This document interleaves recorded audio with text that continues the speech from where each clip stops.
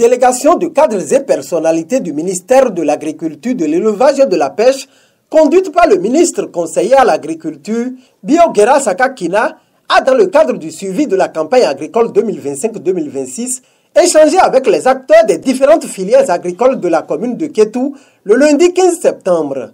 Il s'agit pour les membres de la délégation de faire l'état des lieux et de recenser les difficultés des acteurs pour la bonne marche de la campagne agricole en cours. Notre présence ici s'inscrit dans une dynamique claire, celle de vérifier ensemble l'état d'avancement de la campagne en cours, d'évaluer les acquis, de relever les difficultés et de convenir de solutions pour améliorer la productivité agricole dans notre commune et dans l'ensemble du pôle. Mesdames et messieurs, les résultats présentés par les responsables communaux du Conseil à l'exploitation agricole et ceux du directeur général de l'ATDA suivront également du directeur départemental de l'agriculture et de la pêche traduisent les efforts remarquables consentis. Les besoins en intrants, produits vivriers, maraîchers et de plantation ont généralement été couverts, avec une amélioration notable dans la disponibilité des semences certifiées et des engrais. Les conseillers agricoles et prestataires ont été déployés sur le terrain pour accompagner efficacement les producteurs et nous constatons un meilleur encadrement des bénéficiaires par filière. Dans la commune de Kétou, nous notons avec satisfaction les superficies emblavées pour les filières prioritaires telles que le maïs, le manioc, le palmier à huile, le soja, etc. Certaines filières ont même dépassé les prévisions initiales. De plus, des appuis sont en cours pour la transformation des produits agricoles afin d'assurer une meilleure valorisation et un accès plus rémunérateur au marché. Pour la réussite de la campagne agricole 2025-2026, d'importantes mesures sont prises par le gouvernement du président Patrice Talon au grand bonheur des différents acteurs. Pour cette campagne, 26 milliards francs CFA sont mobilisés pour subventionner les intrants agricoles, portant le cumul à 136 milliards en 4 ans. La production de semences et de plants de qualité bénéficie d'un appui spécial de 6 milliards. Les aménagements hydro-agricoles sont renforcés grâce au projet PETIA, BMVO, PACOFI, PADMA et PADAM, couvrant plusieurs milliers d'hectares au niveau national. Le programme de mécanisation avance avec plus de 2500 tracteurs et 135 motoculteurs subventionnés, auxquels s'ajoutent les facilités de financement via le FNDA, qui a déjà appuyé près de 6 729 projets. Dans le domaine de l'élevage, l'approche de sédentarisation, l'insémination artificielle et la mise en place de centres de production pastorale consolident les acquis. Une occasion pour le directeur général de l'Agence territoriale de développement agricole Pôle 6 de faire le point des réalisations au niveau du pôle. Au niveau de la filière locomotive du palmier à huile, la filière palmier à huile, le taux de couverture des besoins en intrants est vraiment satisfaisant. Je peux même dire très satisfaisant. Le nombre de graines germées dans les pépinières agréées, c'est ce qui est prévu, c'est 387 342 et ce qui est réalisé, c'est 285 171, soit 73,82%. Le nombre de graines germées dans les pépinières délocalisées au niveau des CAR, nous avons 38 504 prévus. Nous avons réalisé 43 682, ce qui représente 113,45%. Le nombre de plants, c'est 348 608 prévus, réalisé 325 909, soit 93,49%.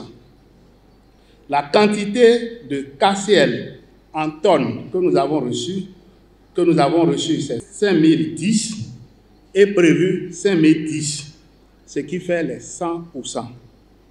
La quantité d'urée en tonnes prévue au niveau donc de l'ensemble donc de mon pôle, c'est 1388,5. La quantité réceptionnée, c'est 340 tonnes, ce qui fait environ 24,49%. Par contre, le taux de couverture des besoins en intrants pour les filières conventionnelles, comme le riz, le maïs, le manioc, et les filières à haute valeur ajoutée, comme le maraîchage, l'ananas, sont encore très faibles. Ces différentes actions portent déjà leurs fruits où le point à mi-parcours réjouit les uns et les autres. Mais malgré les efforts, quelques difficultés persistent. Il y a aussi le retard dans la réalisation des aménagements de sites de Dagda. Il y a le retard dans la mise en place des intrants subventionnés, surtout donc des semences et des plants. Donc si on peut faire des efforts par rapport à ça, ce serait bien. Il y a aussi la dégradation donc des pistes d'accès aux exploitations agricoles, surtout en saison donc de pluie. Il va falloir qu'on y travaille. Le maire de la commune de Kétou, pour sa part, a salué les avancées faites dans le secteur agricole avant de porter aux membres de la délégation quelques fléaux auxquels la commune est confrontée. Les problèmes récurrents sont là et sont connus de tout le monde. Le problème le plus épineux, c'est les difficultés entre agriculteurs et éleveurs. C'est un problème de sécurité qui peine à trouver solution. Mais nous sommes rassurés que l'État béninois a pris quand même toutes les dispositions et avec les projets POCA et autres, nous sommes en train d'avancer petitement vers la résolution de ce problème. Bon, en dehors de ça, les acteurs même vont vous dire de vive voix les difficultés qu'ils ont dans la mise en œuvre des différents programmes liés au secteur agricole. Mais pour finir, je vais remercier le gouvernement du Bénin, le chef de l'État, président Patrice Talon, qui a quand même conduit assez de réformes dans le but d'améliorer les conditions de vie des producteurs au Bénin. Ce qui est mis en place est énorme. En matière d'accompagnement, c'est énorme. On ne peut pas me mettre à tout citer ici. Les agriculteurs, les producteurs eux-mêmes vont dire de vivre voix tout ce dont ils ont bénéficié comme accompagnement pour pouvoir améliorer la production, la productivité et améliorer le rendement de tout le travail qu'ils sont en train de faire. Nous avons constaté aussi que en matière de mécanisation, beaucoup d'efforts se font vers Kétou actuellement. Et c'est heureux, parce qu'avec la roue seule, les gens ne s'en sortent pas beaucoup. Donc, tout a commencé à changer grâce à la vision du chef de l'État. Vu la dynamique en cours dans le secteur agricole au Bénin, chacun des acteurs est appelé à œuvrer pour la réussite de la campagne agricole 2025-2026 dans la commune de Kétou. Il nous faut maintenant renforcer le respect des itinéraires techniques, éviter le branlage des intrants subventionnés, entretenir correctement les aménagements hydro-agricoles et surtout développer la transformation locale pour tirer le meilleur profit de nos productions. Je vous exhorte à rester mobilisés, engagés pour faire de la campagne agricole 2025-2026, une réussite éclatante à Kétou et dans tout le Bénin. Outre la séance d'échange avec les acteurs, les membres de la délégation ont visité le chantier de construction d'une unité de transformation de manioc dont a bénéficié Kétou avant de se rendre sur le site de production d'une coopérative de la place. À chacune des étapes, les échanges ont été francs et directs avec les acteurs. Vraiment, nous sommes tellement contents parce qu'on a eu le temps d'échanger sur les acquis et les perspectives dans lesquelles nous étions. Et c'est une occasion pour nous d'adresser nos doléances à cette délégation qui a foulé notre coopérative aujourd'hui. On a passé en revue les réalisations que le gouvernement a fait au niveau de la commune de Kétou. Et tel que c'est présenté, on se retrouve dedans. On sait que c'est vraiment une réalité. Nous avons aussi profité pour parler de nos difficultés majeures liées à la mévente de nos produits tels que le manioc et le maïs.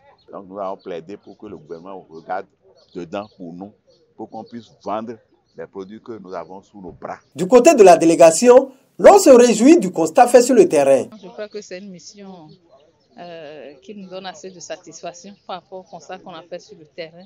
D'abord, la campagne évolue bien. C'est vrai, quelques difficultés enregistrées, notamment les aléas climatiques, d'accord, qu'on n'enregistre pas en droit les postes de sécheresse. Mais globalement, les activités évoluent bien et je crois que ça nous promet des résultats quand même assez intéressants. L'autre chose, c'est les appuis, donc les divers appuis du gouvernement à l'endroit des acteurs au niveau de toutes nos filières. Il n'y a pas de filière qui n'ait pas été impactée. Donc de l'anacarde au maïs, manioc, palmier à huile, soja et tout. Donc toutes ces filières ont toujours bénéficié des différents appuis que les producteurs quand même ont suffisamment appréciés. Donc les différentes subventions, que ce soit semences, boutures, engrais, produits phytosanitaires, les aménagements et tous les magasins, les infrastructures de toutes sortes. Je crois que nos appuis, on ne pourra pas finir de les citer, la liste est longue. Et donc les producteurs globalement ont apprécié ces appuis et remercient par ma voix donc le gouvernement. Rappelons que cette mission se poursuit dans les autres communes du département du Plateau et prend fin le mercredi prochain.